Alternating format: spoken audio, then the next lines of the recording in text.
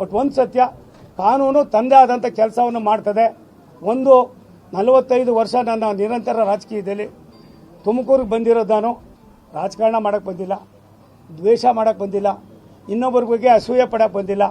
ಏನಾದರೂ ಮಾಡಿ ಸೋಮಣ್ಣವ್ರ ಕಾಲದಲ್ಲಿ ಸೋಮಣ್ಣವ್ರದ್ದು BJP JDSನ ಎಲ್ಲ ಮುಖಂಡರ ಜೊತೆಯಲ್ಲಿ ಕಾಂಗ್ರೆಸ್ದವ್ರನ್ನೂ ಸೇರಿಸ್ಕೊಂಡು ಒಂದಷ್ಟು ಒಳ್ಳೆ ಅಭಿವೃದ್ಧಿ ಕೆಲಸ ಮಾಡಿದ್ದಾರೆ.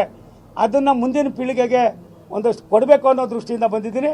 ಸಿದ್ದರಾಮಯ್ಯನವರು ಒಬ್ಬ ನುರಿತ ರಾಜಕಾರಣಿ. ಏನು ಹಿಂದೆ ಅವರೊಂದು ನನಗೆ ಆಸೆ ಇದೆ, ಇಂಥ ಸಂದರ್ಭದಲ್ಲಿ ಅವ್ರ ರಾಜೀನಾಮೆಯನ್ನು ಕೊಡ್ತಕ್ಕಂಥ ತೀರ್ಮಾನ ನಾವು ಮಾಡೋಕ್ಕಾಗೋದಿಲ್ಲ, ಅವ್ರ ಪಕ್ಷ ಹೇಳಬೇಕಾಯ್ತದೆ.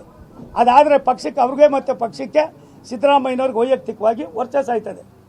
ಏನು ಈಗಾಗಲೇ ರಾಜ್ಯಪಾಲರು ಸೂಚನೆ ಕೊಟ್ಟಿದ್ದಾರೆ, ಅದು ಕಾನೂನಿನ ಅಡಿಯಲ್ಲಿ ಬಂದಿರೋದ್ರಿಂದ ಕಾನೂನು ಚೌಕಟ್ಟಿನಲ್ಲಿ ನಡ್ಕೋಬೇಕಾಗಿರೋದು ಒಬ್ಬ ಅನುಭವಿ ರಾಜಕಾರಣಿಯ ಕರ್ತವ್ಯ ಆಗಿರ್ತದೆ. ಅದನ್ನು ಮಾಡಲಿ ಅನ್ನೋದು ನನ್ನ ಒಂದು ಚಿಂತನೆ ಅಲ್ಲ, ಆಗ್ರಹ ಇರ್ತದೆ. ಆದ್ದರಿಂದ ಸಿದ್ದರಾಮಯ್ಯ ಸಾಹೇಬರು ಎಂದೂ ಕೂಡ ದುಡುಕ್ತೋದ ಬರ್ತೊಂದು ಮಾಡ್ತಾರೋ ಮಗ್ದೊಂದು ಮಾಡ್ತಾರೋ ಗೊತ್ತಿಲ್ಲ, ಇಂಥ ಕ್ಲಿಷ್ಟ ಪರಿಸ್ಥಿತಿಯಲ್ಲಿ ಪಕ್ಷ 125 ವರ್ಷದ ಇತಿಹಾಸ ಇರ್ತಕ್ಕಂಥ ಕಾಂಗ್ರೆಸ್ ಪಕ್ಷ ಬೇರೆ ಬೇರೆ ರಾಜ್ಯಗಳಲ್ಲಿ ಬೇರೆ ಬೇರೆ ಸಂದರ್ಭದಲ್ಲಿ ಇಂಥ ಸಂದರ್ಭ ಬಂದಾಗ ನಾವು BJP ಭಾರತೀಯ ಜನತಾ ಪಾರ್ಟಿಯವರು ಯಾವ ರೀತಿ ನಡ್ಕೊಂಡಿದ್ದೀವಿ ಅನ್ನೋದನ್ನು ಅರ್ಥ ಮಾಡಿಕೊಂಡು ಅವರ ತೀರ್ಮಾನವನ್ನು ಮಾಡಿದರೆ ಎಲ್ಲ ಒಂದು ಕಡೆ ಮುಂದಿನ ಪೀಳಿಗೆ ಸ್ವಲ್ಪ ರಾಜಕೀಯದ ಬಗ್ಗೆ ಗೌರವ ಇರ್ತದೆ. ಅದನ್ನು ಮಾಡಬೇಕಾದ್ದು ಆ ಪಕ್ಷ ಮತ್ತು ಅಲ್ಲಿ ಆ ಪಕ್ಷದಿಂದ ಆಗಿರ್ತಕ್ಕಂಥ ಮುಖ್ಯಮಂತ್ರಿ ಸನ್ಮಾನ್ಯ ಸಿದ್ದರಾಮಯ್ಯನವರು.